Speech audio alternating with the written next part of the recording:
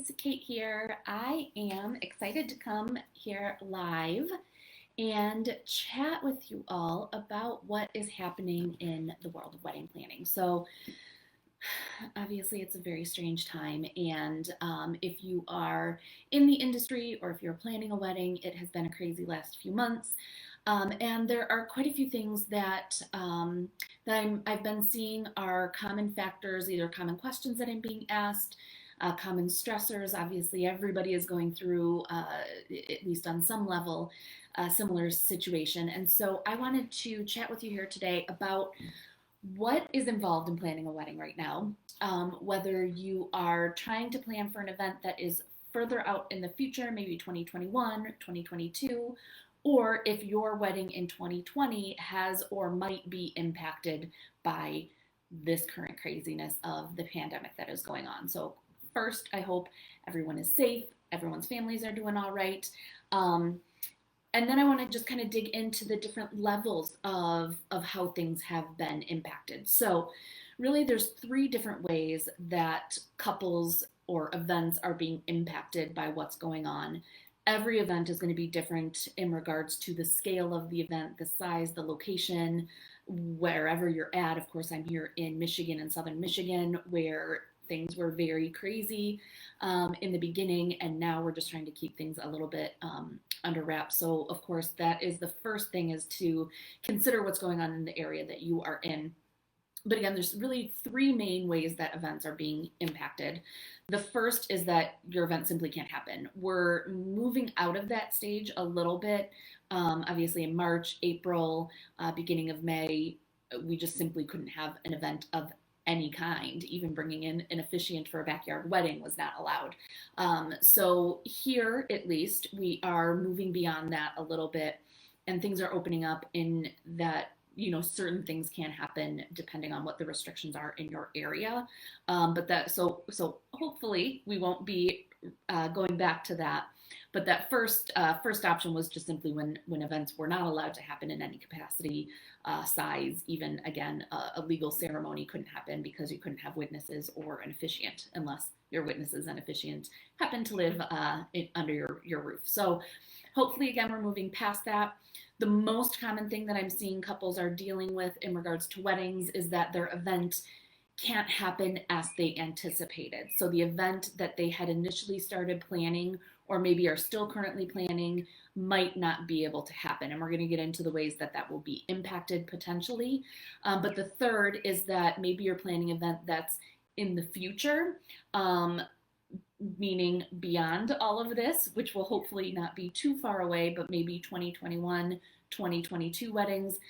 Even if your actual event day might not be impacted, the planning process is still definitely impacted, right? We can't tour venues, meet with vendors like we did, even just several months ago. So even if your event is hopefully not going to be impacted, the planning is still going to be impacted. So those are the three ways that I'm seeing events are being definitely being impacted. And we're going to focus mostly on that second one. So the event is not going to be able to happen as planned or as anticipated.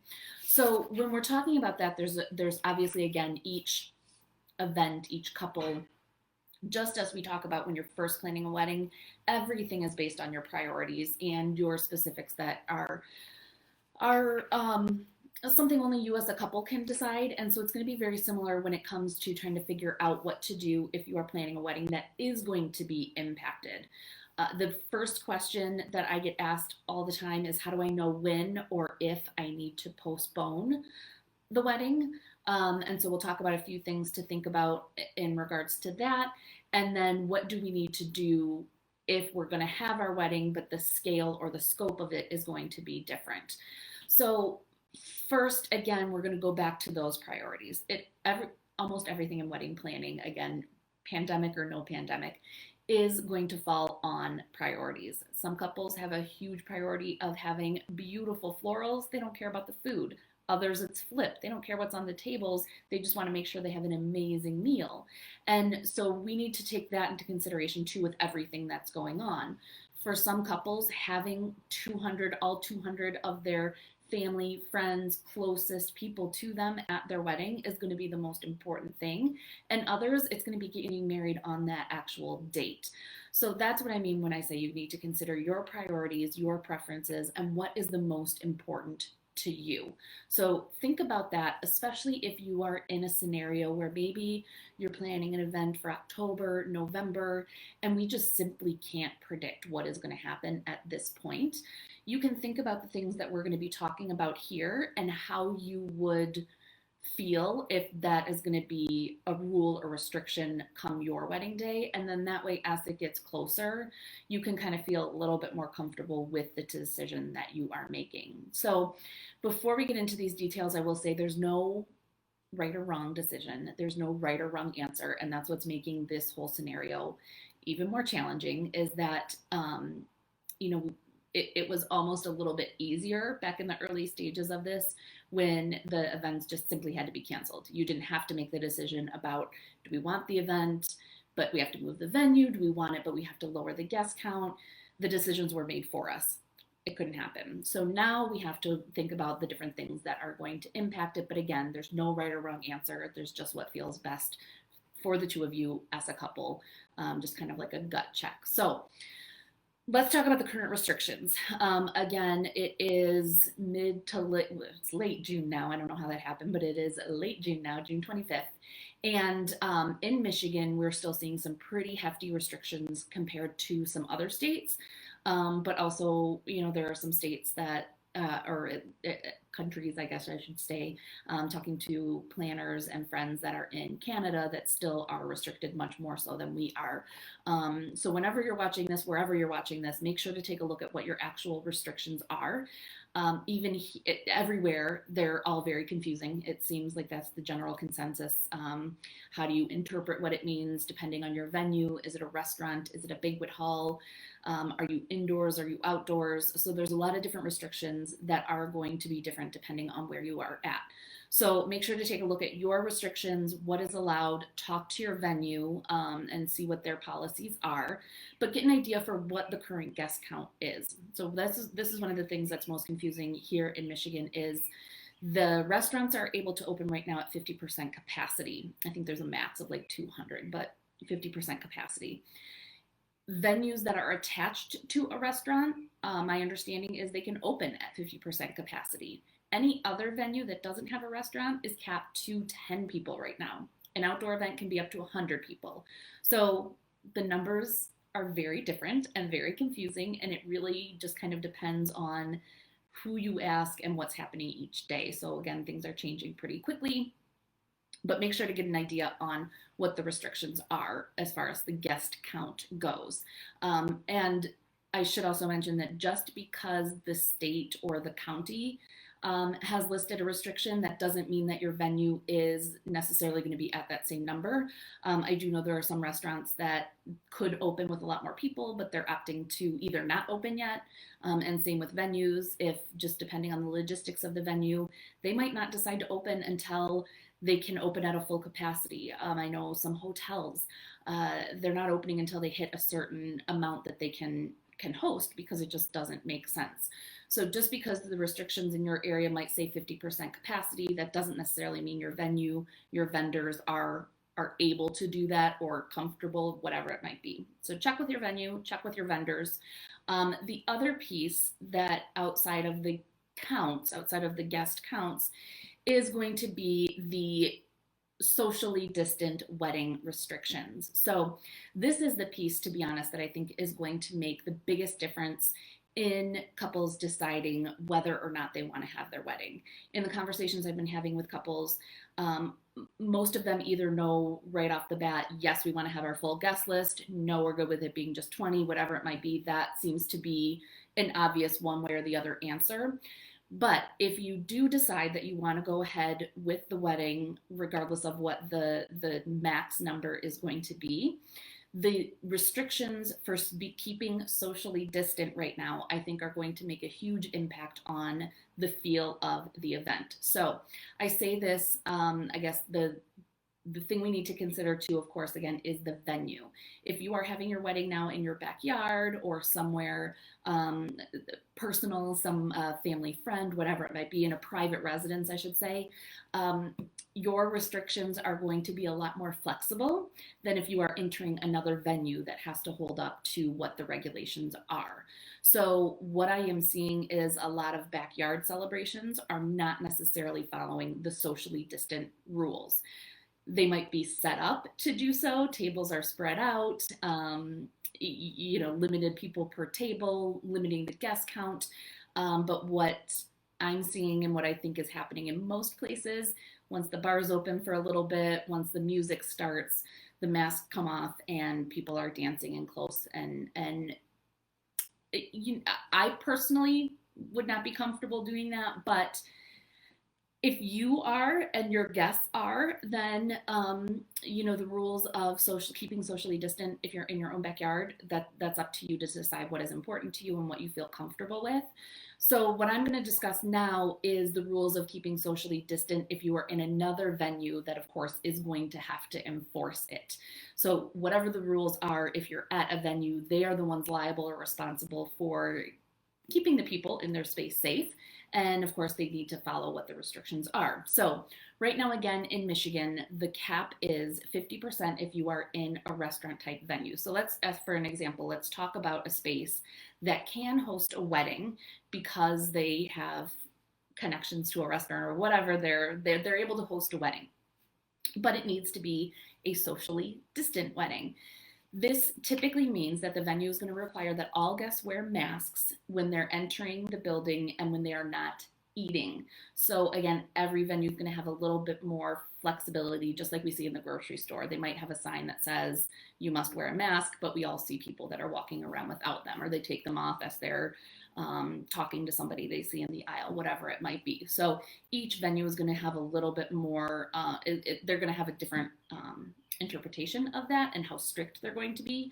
But technically speaking, guests and staff and vendors must wear a mask when they are not eating.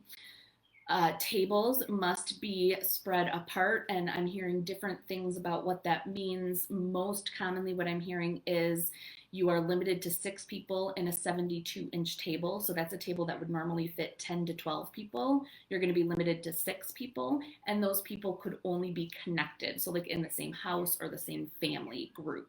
So, for an example, I don't live with my parents or my sister, but they're kind of in my quarantine crew here of people I've been hanging out with. So if I'm going to a wedding with them, I would be allowed to sit at a table with them, but it would be a max of 6 people. So if your count was initially 100 people, and let's say you can have 100 people at your wedding, your table count just went up because you can't fit as many people at each table. Probably not a huge deal breaker, but something to consider if you need to add more linens, more florals. It could really increase the budget there.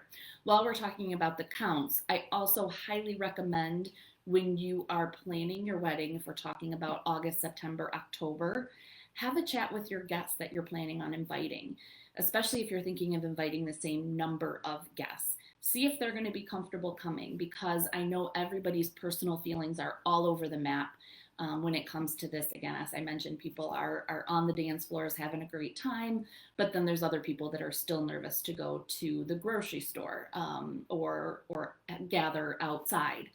So get a feeling for how your guests are. If you get more than 50% saying that they wouldn't feel comfortable going to a wedding in the next few months, then that might be your answer for you, and it might be better to postpone versus go on as planned with the big wedding.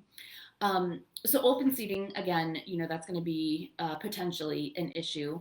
Masks, wearing the masks, unless you are dancing. The real kicker that I think is going to be something that changes couples' minds is the no congregating rules that come along with social distancing. So again, when you see like a grocery store, they have the things on the floor marking 6 feet, or they're only letting a certain number of people into a store. The way that we're avoiding the congregating for dance or for a wedding is that there is no cocktail hour allowed, because of course that's the time we all stand around and chat and mix and mingle. So no congregating means no cocktail hour. It means no bar.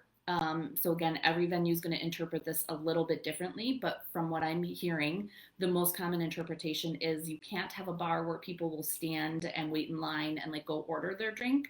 The staff will have to come around and take orders just like you were in a restaurant.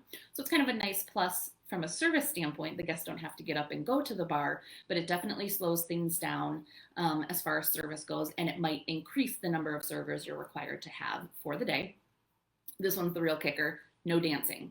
So right now in Michigan, no indoor dancing or live music is allowed. If you have a backyard outdoor wedding, you can have a dance floor. Technically, it's supposed to be socially distant, so everybody should be 6 feet away. But indoors, no dancing. So if your venue has no outdoor access, you simply can't have dancing at your wedding. It's not allowed right now. And from what I'm seeing, it's going to be quite a ways off before that is approved for indoor dancing to happen. So again, no cocktail hour and no dancing, I think, are going to be big things that have couples thinking about whether or not they want to postpone the date. So all of those things we just talked about, again, if you're thinking, do I need to postpone or can we go on as planned? Think about how you would feel if any of those things are still in place come your wedding day. So if we wait until August, September, October, and dancing is still not allowed indoors and you don't have an outdoor option. If you can't have a cocktail hour and you know that's like one of your favorite things at weddings or whatever it might be, then those might be reasons why it's not worth the risk of waiting and you'll want to postpone the wedding just to make sure that it can be what you have envisioned. Now, if getting rid of dancing or a cocktail hour, be great if we could do those things, but not a big deal, well, then I would say hold on and see what happens. Take into consideration your guest count, and you can kind of move forward with things as planned, but know that there's a good chance you might need to make these adjustments or alterations. So again, thinking about the priorities and your wedding day, most couples I'm talking to, if they're going to be spending what their original budget was, so if they're still locked into a count or a certain dollar amount, they want to make sure that they can have everybody that they want there. They can have that dance floor, they can have the cocktail hour, but some have the flexibility to either get out of contracts or change their location or whatever it might be, and they can kind of make things still work with the restrictions and with a wedding that they're still very happy with. So now let's talk about that third category. The third category is going to be for those that are planning a wedding that will hopefully not be impacted by any of these restrictions. Hopefully social distancing will be a thing of the past when your wedding comes around, but it's still really tricky to plan a wedding right now, right? The best advice I can give to those couples is just keep moving forward, keep planning, and booking your vendors. That is the biggest thing I can recommend right now. 2021 is going to be insane as far as weddings go. The calendars are already filling up for most venues and most vendors. Now is the time of year where we normally would start to shift towards the regular couples booking into the following year, but vendors' calendars are already full with the postponed and rescheduled weddings. So if you have your eyes on a vendor or a venue, lock them in, even if it means you have to do it virtually without actually touring the space or meeting with them one-on-one. If you know you want that vendor, lock them in now. And make sure, because again, the competition for dates is going to be extreme. I know there is also a really big push for opening the mind to having alternate dates, like a Thursday, Friday, or Sunday, as opposed to the very competitive Saturdays. So keep that in mind. You can probably save a lot more money than you normally would by going to a Thursday, Friday, or Sunday, and that'll give you a little bit more flexibility as well. While you are booking, I know there's some hesitation about, well, I don't want to book, especially if you're earlier in the year in 2021. Well, what happens if this gets extended? Or we've all heard that the second wave is coming, or, who knows what's going to happen. Have the conversation now with your vendors. I will say, for the most part, protecting our contracts and our bookings is really important. But we also know that this is such a unique scenario that we need to have a little bit more flexibility. So depending on the vendor, I would talk to them and say, hey, what happens if we're still in this scenario come our wedding date? Are we still going to be held to the same guest count or food and beverage minimum if that has been agreed upon? What if we need to postpone or cancel? How flexible are you with rescheduling those kinds of things? So I would just have that conversation with your vendors, especially those that you have not booked yet, and make sure that you have some kind of contingency plan in there that protects you both. So vendors, the concern obviously is we can't hold dates, and then just have people cancel and expect full refunds because the wedding date is the inventory for the majority of us. If I book a Saturday wedding in May, I can't take another event on that same Saturday. So if somebody books, cancels, and then wants a refund, well, then that's where that argument comes from. So just making sure that the agreement is fair to both sides, but talk to them about it, and maybe even see if they're comfortable adding in a rescheduling clause or postponement or something in there in case we are in a situation where we're seeing these same restrictions. So again, it can be hard to get excited about planning a wedding with everything that is going on now, but I can tell you your vendors are going to be so excited to hear talk about a wedding being planned that isn't being postponed or rescheduled, and that's going to be what helps this industry once we can start getting getting back out and having events, being able to move on to the events in 2021 that will hopefully again not be impacted.